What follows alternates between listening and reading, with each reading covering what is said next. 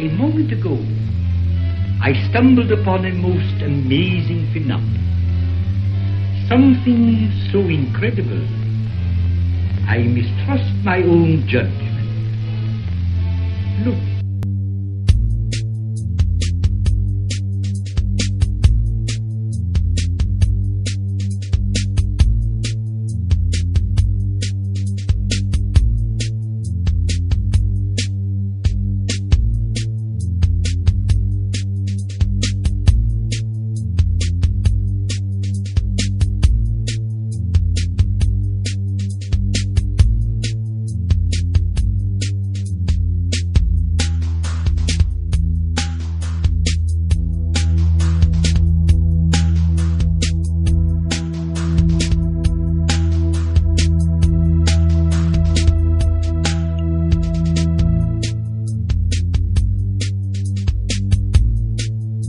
Mark? Hello? Hola. Hey, how you doing, buddy? Sus- Hey, Doing good. okay, cool. I was hoping I was going to look at your name the whole time. Yeah, that's kind of boring. Well, welcome to Rooster Show, man. Nice shirt. I love it. Yeah, thanks. Wonderful, Likewise. man. So great, We're man. both looking fabulous today. I'm trying. I try. Got to come looking like a rooster, or I'm not a rooster. Yeah, of course. Right So, on. hey, cool, man. Good day to you. It's raining like a mofo here right now. So it's nice to be Where are you at inside. exactly? Idaho. And you're in Idaho. Seattle? Okay, that's quite cool. Yeah, I'm in downtown.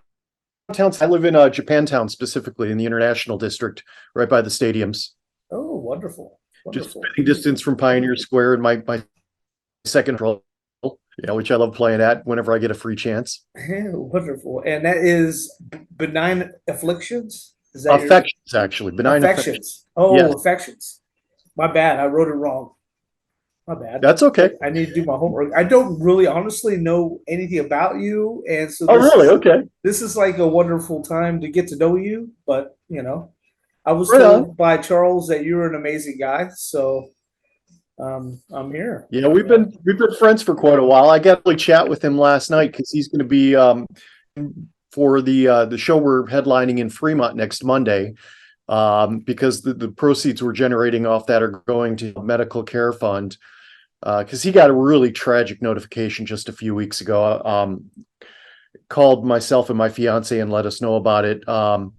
Diagnosed with vascular dementia, which could affect his getting a transplant. He's been waiting for a heart transplant. He was part of my care when I had a liver transplant last Christmas Eve. I was on the waiting list for that for 4 years, which took me out of the game for playing music. But music kept me, whenever I was feeling like self-editing, if you know what I mean. He was always there popping up with messages of support, just sending love from Denver, where, we were friends back when he was in Chicago and I was a Detroit musician. So we've known each other for, 30 plus years. Wow. So yeah, okay, cool. That's how you guys know each other. That wonderful. Yeah, we're both industrial music. Tell me about that. Tell me Mofos. about your past, how you guys got to know each other. And tell me about your Well, Chicago life.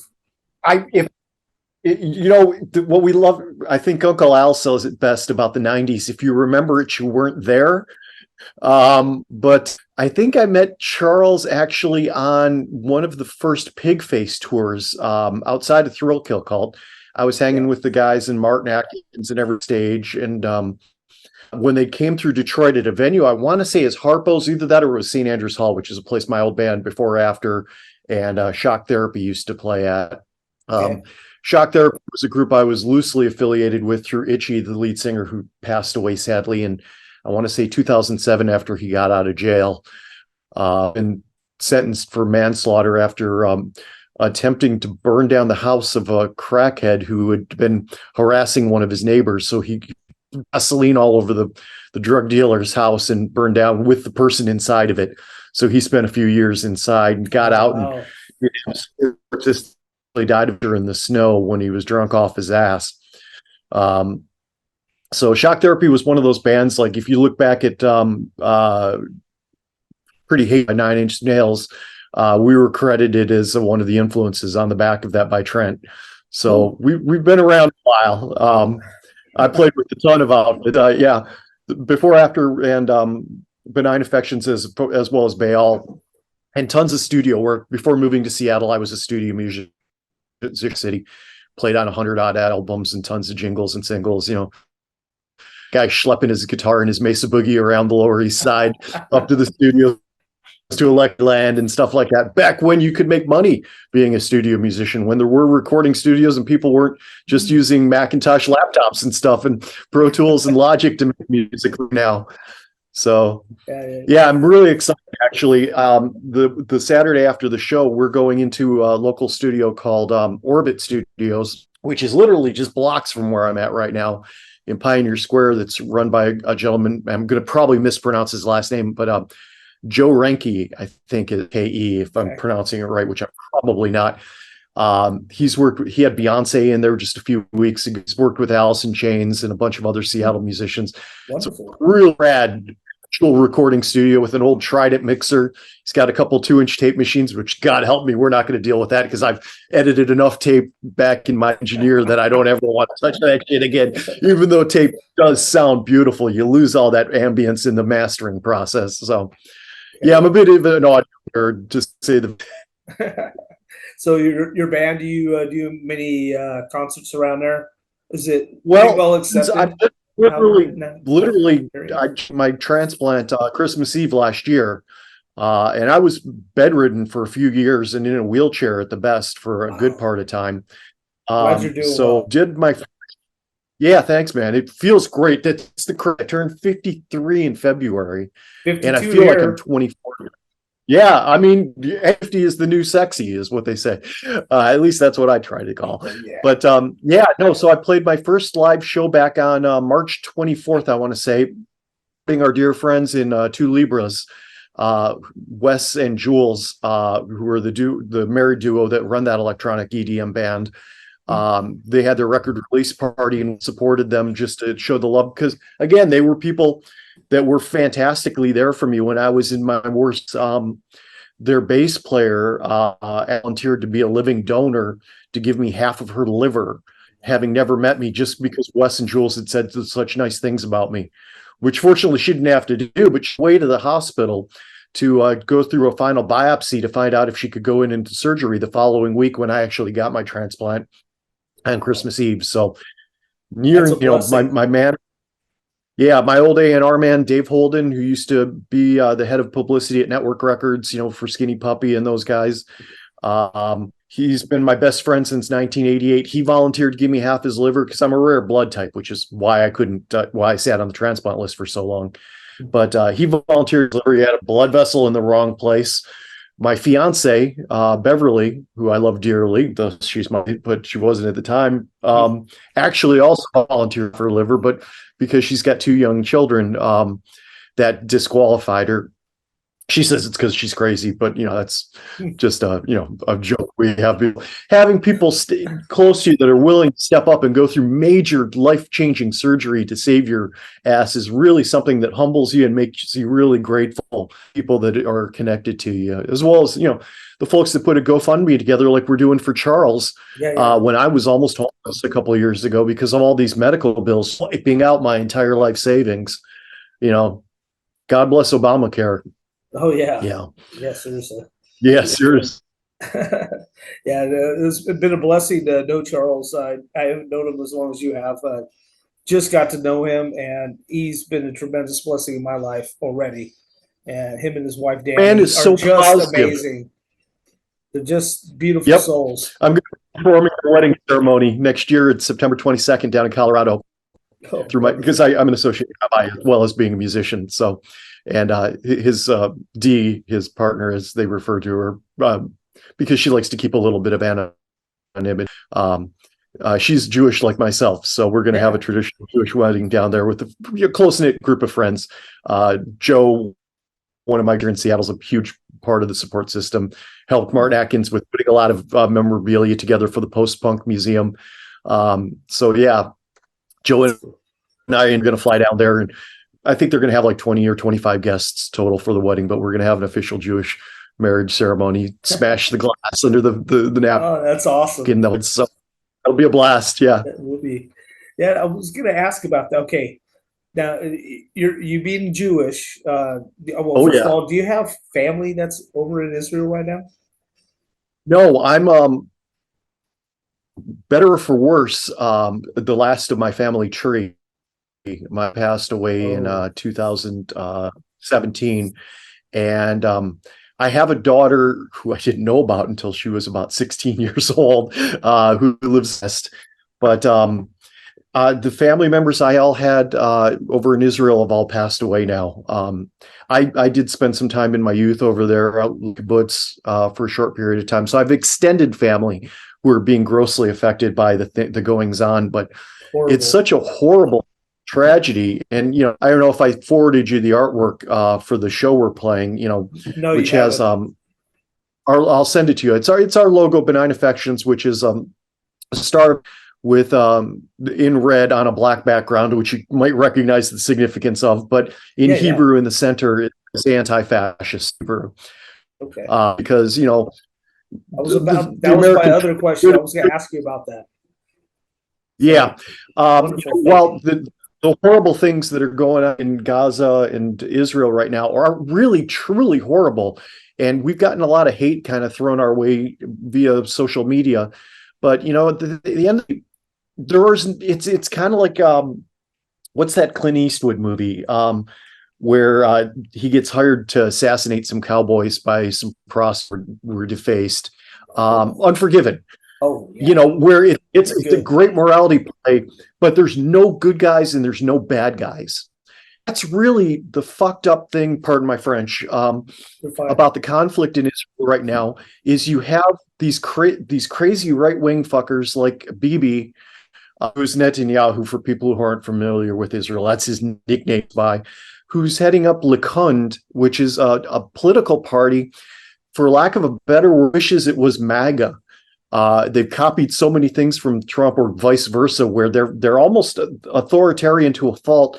And before this whole shitstorm, we're in the process of dismantling the authority of the Supreme Court of Israel, which has a lot more power there than it does here in the United States, and moving to some really, really heinous political policies. And at the same time in Gaza, you've got Hamas, which doesn't represent the will of the Palestinian people very well, but they use violence to stay. So you've got the Palestinians and Israelis who just want to live in peace and security and safety. Goes back to when, British made the deal with the Israelis and the Bedouins, who were basically fought against the Ottoman Empire, the Turks. Both promised territories, but the Brits kind of fucked over the Palestinians because they couldn't kind of get their act together and form a government, and gave Israel that territory. And then, of course, the neighboring Arab states, not to go into a history lesson or anything, but invaded right after Israel was declared a country. And somehow Israel managed to win that military conflict, expanded its borders, which, of course, pissed off the neighbors even more. So nobody's really in the right in this situation. Hamas's attacks on the civilians was brutal beyond anything we've actually ever seen in the modern era. But does that justify carpet bombing and the massive retaliation Israeli government put down? I don't think so. So as a compassionate human being, I'm worried about my brother in Jewish faith, because Judaism really is above and beyond religion. It's a cultural thing because unless your mother's Jewish, so everybody's in some sort of distant way, which is very kind of warming because when you run into Jews abroad or in different countries, you always know you can go to a Shabbat center and go to shul service, the whole 9 yards. But I feel for the civilians, and while I hate the people that are in power, for lack of a better word, on both, because they're ruining it for both. The people who are innocent or the people who are just trying to get on with their lives, and they're being grotesquely affected by leader sides. So it's really unfortunate. A lot of people outside of the culture or aren't familiar with the geopolitical situation are taking sides, being pro or pro-Palestinian, when really we should be pro-people and get these jerks in power out of power. Democracy is always the first victim of war. when people get guns and missiles and things like that pointed at each other, Yeah. the group is quite often the first victim. But that's my soapbox for the afternoon. Well, appreciate you telling me. That was actually not like what you said. So, okay, let's go back to your music. Awesome. What kind of music do you consider your Yeah, band sure. to be? Like, what sound style you going for? Everybody's question. I come from industrial music, but at the same time, like right now, because you called me, I was screwing around on my '64 Gibson J50. Oh, yeah. J50. So, my background and the kind of music we play as Benign Affections is categorized as dark wave. If you're familiar with Killing Joke, those guys are really good friends of mine. Big part of my support system that, financially helped me out when I was really down. Paul Raven was a dear friend. When he passed, I knew him through the ministry camp as well as Killing Joke. And he was working with the odds when he passed away and had heart attack. He'd had a heart problem a year plus and had to sleep sitting up for the longest time. So if you flash back in time to kind of where the Democracy album out by Killing Joke, where they integrated some acoustic guitars with the hard driving stuff, that's if I'm going to point towards any influence, it's Joy Division, Joke, bands like that. Electronic music is something that's near and dear to my heart, but I love to integrate very acoustic. I play 12-string stereo acoustic live frequently, and then switch over to my electric guitar through my rack of Mesa Boogies to get things really kind of rocking a little bit. But I love to work with tribal drum beats and things like that to bring impassioned music. And the acoustic guitar allows me to put dynamics into it. If we were just rocking out like Ministry or whatever, I think somehow don't allow you to put the subtlety in. And that's nothing against Al, because fuck all, I love his ass to death. His daughter is one of my friends, lives in Seattle, Adrian. She just lives across the water over in West. Oh, actually, she's moved to Queen Anne now. Shouldn't give away her personal information out for me if you could. All right. Block it out. Like, no. I love that music, and I still go. That's my touchstone that gets my heart beating really great. DM, Skinny Puppy, Moev, who I was dear friends with, and Dean Russell, rest in peace, produced in that band, and I consequently lent our work and became lifelong friends with Anthony Valsic, who was one of the keyboard players who went on to be an engineering guru and now plays with a band called Julian K out of California, running a recording studio up on the Sunshine Coast of Vancouver. Works a lot with Ken Hiwatt Marshall and that old crowd. So, those are the people I love working with. That's awesome. Cat invading right now. Sorry about that. All right. I got 5 of them. Don't worry. I understand. Okay, I've got 3 now that my fiance has moved in. Yeah. Good. So my little Russian Blue, who's right next. So, yeah, you got me. God help your box, man. You got to stay on top of it. Yeah. So we do that. We integrate a couple songs every once in a while. We have a song called 42nd Street that just coincidentally has a similar chord structure to Atmosphere by Joy Division. So in the right kind of situation, if feeling it, we'll blend from one is a medley from 42nd Street, and then as instead of ending the song, we'll just morph it into Atmosphere because it's such a simple little jump, just a little change in melody, and allows John to play a little bit, my guitarist, to play some cool lines on it and kind of make it our own. But that's awesome. I'm doing stuff like that. Awesome. Try to stay very kind of fluid with how we play instead of just having a backing track with stuff going. We're very fortunate to have some great players who can do that. Can be willing to jump. Seems like you're surrounded by really good people, which is amazing. Well, I'm blessed to. It's one of the nice things about getting older. Aside from being better at your craft, songwriting or engineering and producing, which I do a lot of as well. You learn, and a Rolodex to really sound of people that are great at what they do and who appreciate things you've done to help them and are always willing to help you move things to the next level. So, having taken some years off, I was wondering if a lot of these people would be willing to work with me, and everybody just stepped up and just been fantastic and is excited. EP, this 12-inch single we're going to release in an EP later in the year, as well as I'm working on a partnership with a dear friend who's local by the name of Lee, who I'm producing an EP and have written 4 songs for her to sing on. She's amazing, fellow Jewish person, but technically and artistically just a force of nature. As far as a female vocalist, I'm so excited to be working on some tracks for her, just because it'll flex all those creative muscles, which I couldn't do for a long time, and I really appreciate being able to do now that I've got my health back.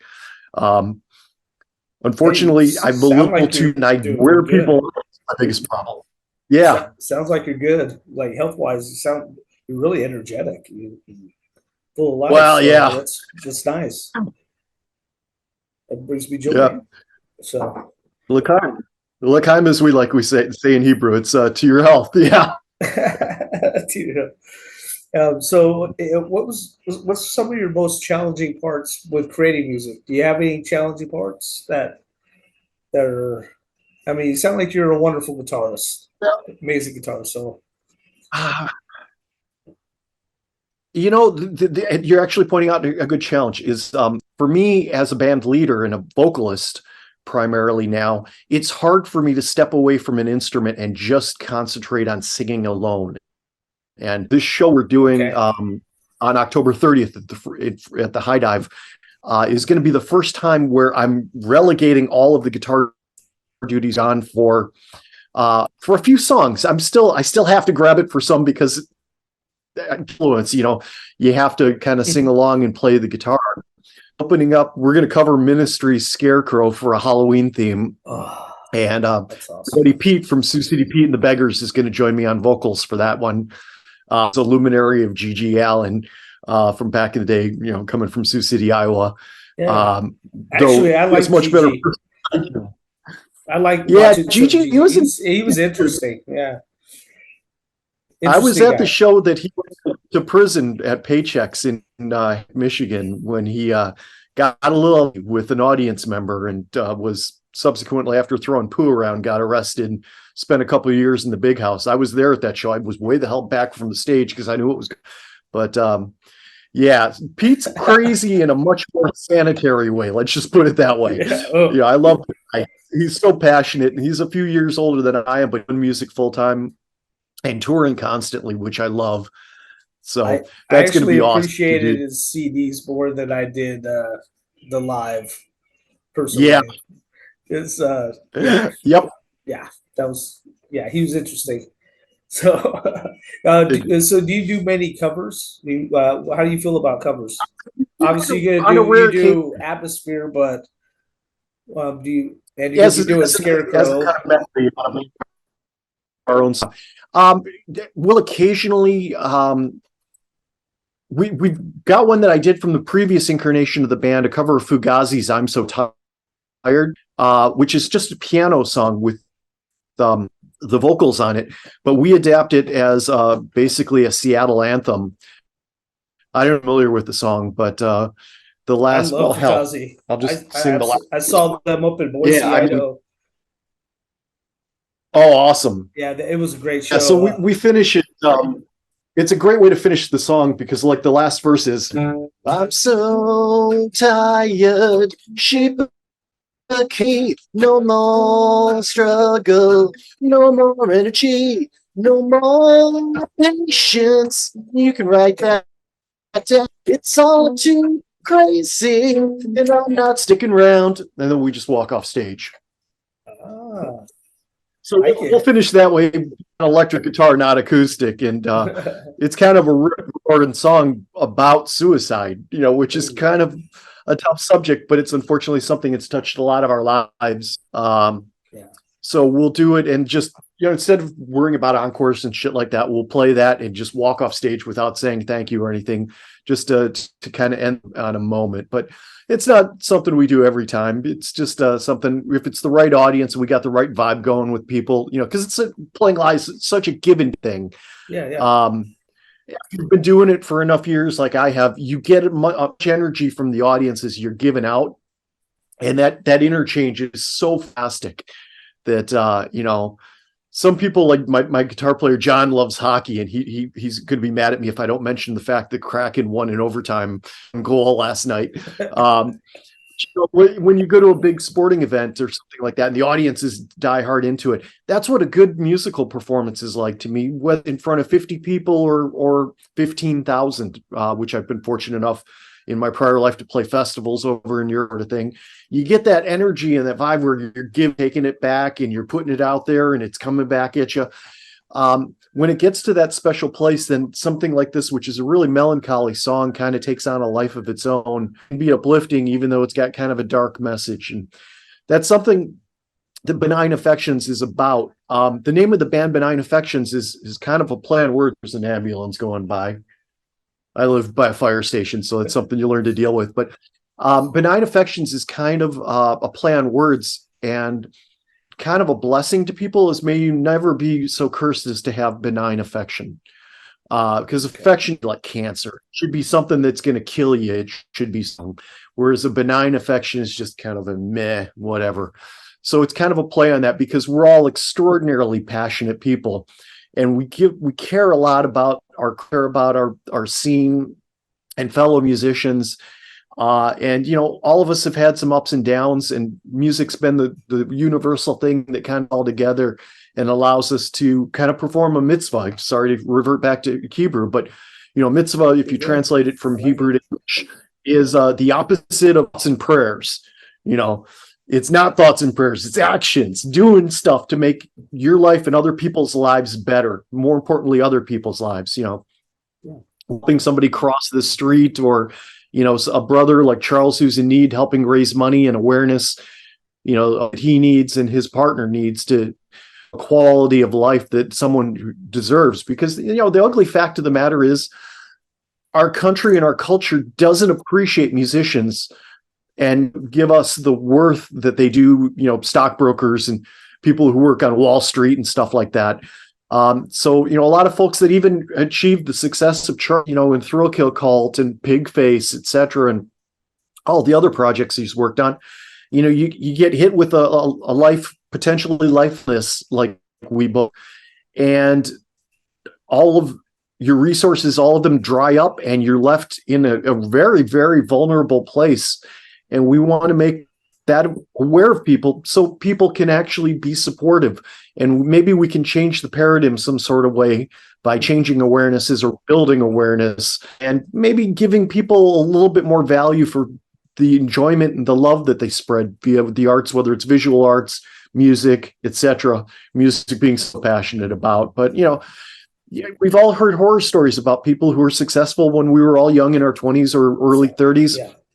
That are still plugging away, but are barely keep getting their rent paid and stuff like that. So, the fact that we've had some love and success, we feel like we have to share it and highlight the struggle other people are going through, and create a system to try to help those folks, which is something my best friend Dave and I are doing via a media company we're launching right now called ADETBER, which stands for Seattle, Detroit, Berlin, which is 3 of my touchstone homes, where we're going to work with artists in the old factory way, where all of the artists are shareholders in the company.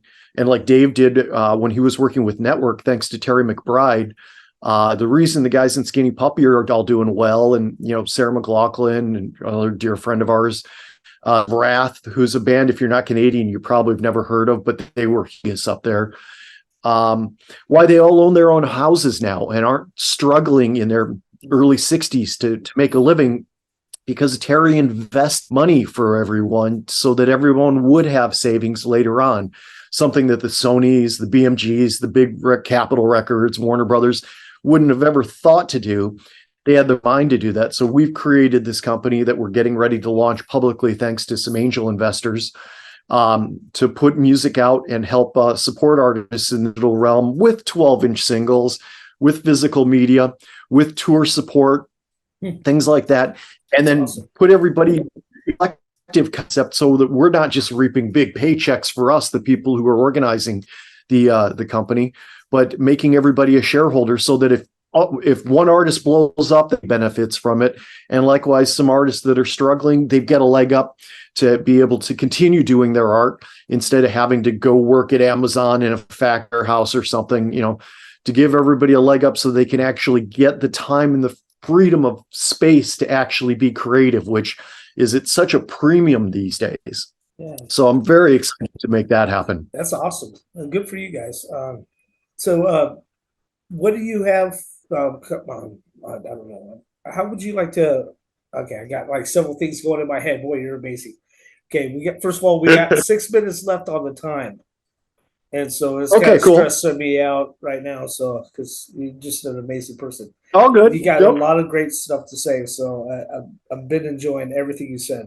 So what kind of I appreciate it. For people that listen to you, that follow your music, what kind of what kind of advice would you like to give them that want to kind of follow in your kind of style of music or follow your band? And absolutely. Kind of, yeah. I love talking and mentoring people, whether it's in my former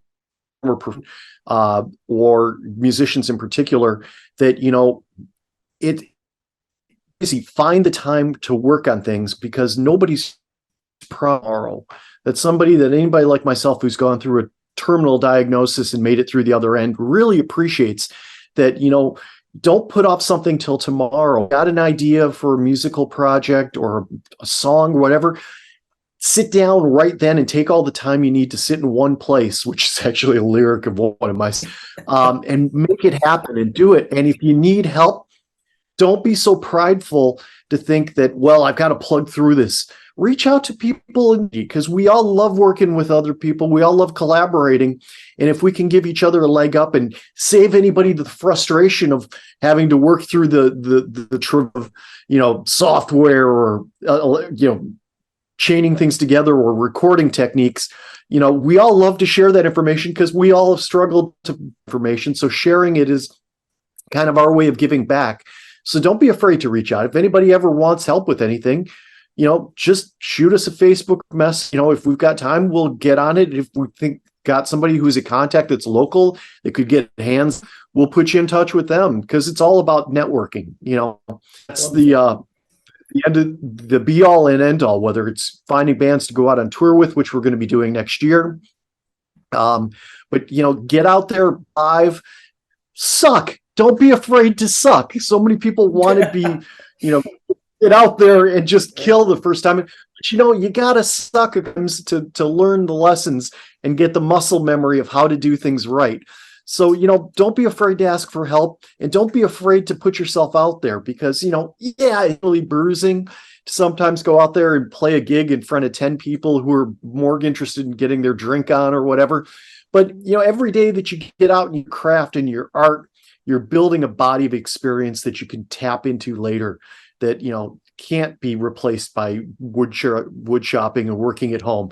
Don't be afraid. There's enough venues and there's an audience for it if you take the time and are willing to put yourself out there. Wonderful. And do you have anybody you'd like to acknowledge for your success so far? Itchy from Shock Therapy, rest in peace, was tremendous. Itchy from Shock Therapy, and Russell from Moev changed my life altogether by bringing us up to Mushroom Studios in Vancouver when I was a punk kid. From all the guys that I played with him before or after, the guys from Bayall. I mean, there are so many people. The folks in Killing Choke, especially Big Paul, the drummer, has been a tremendous source of love and inspiration. So those are the people I look to, and I really don't know how I would have gotten to the today without them. Awesome. Hey, I really appreciate this time that you spent with me, and we're going to have some more in the future. When they get stuff going a little more, we'll go ahead and get it out there, get your word out there. And I appreciate your band. I appreciate what you do. It's really humbling to know that there's artists out there like you that do actually care, and I appreciate you. And so bless you and bless your band, and can't wait to talk to you again. Thank you very much for being here. Keep it real. Yeah, you too. Yep. Have a good one. Mazel tov. Yep. Bye. Bye-bye.